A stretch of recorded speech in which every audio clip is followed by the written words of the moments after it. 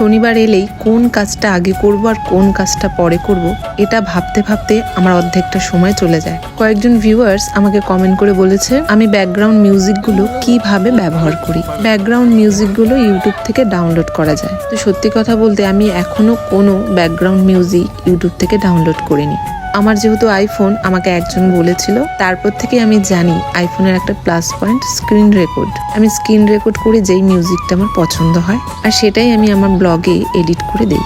1 মাস আগে নার্সারি থেকে 2টো গাছ এনেছিলাম, একটা তো জেড প্ল্যান্ট আর একটা লেমন সাইপ্রেস। নার্সারি থেকে আনার সময় বলেছিল ইনডোর প্ল্যান্ট হিসেবে ভীষণ ভালো, কিন্তু আমি যখন জানতে পারলাম যে এই গাছগুলো বেশি রোদে রাখলে এই গাছের গ্রোথ ভালো হবে, তাই আমার হাজবেন্ড সেই ব্যবস্থাটা করে দিল।